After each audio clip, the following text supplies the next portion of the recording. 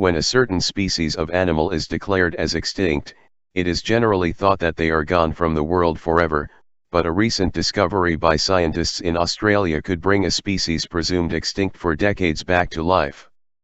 National Geographic reported in December 2017 that researchers believed they had successfully sequenced the entire genome of a canine-like marsupial known as the Tasmanian tiger, or thylacine, that had been declared as hunted to extinction in 1982.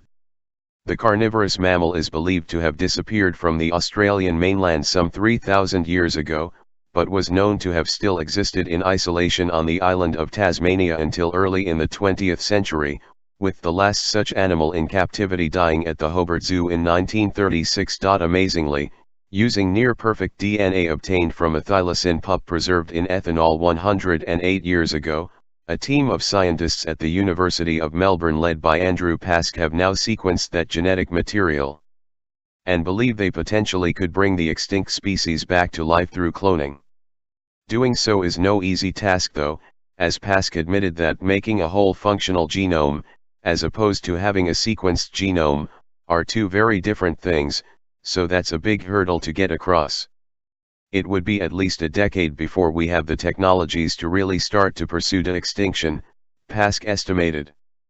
But you never know how fast some of these technologies will develop.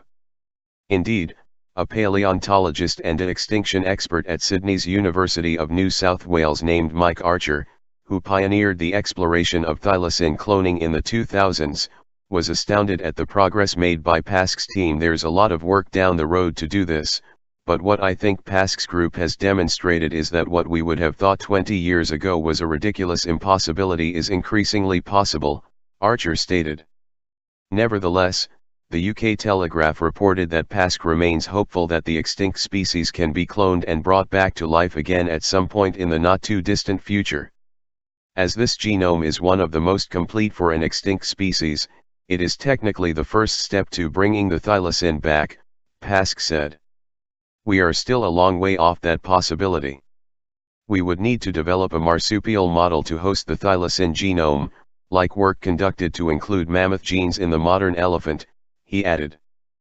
Pask's team also discovered that though there was little doubt that humans hunted the last of the thylacines into extinction, as they were believed to pose a threat to sheep herds, the species suffered from a lack of genetic diversity that probably would have resulted in it going extinct on its own without having been hunted by humans. I think we were responsible for hunting the species to extinction in that case. We almost owe it to the species to bring it back, Pask stated. According to the UK Daily Mail, the study of thylacine DNA also revealed that it was a truly unique animal, unlike any other known species both alive or dead.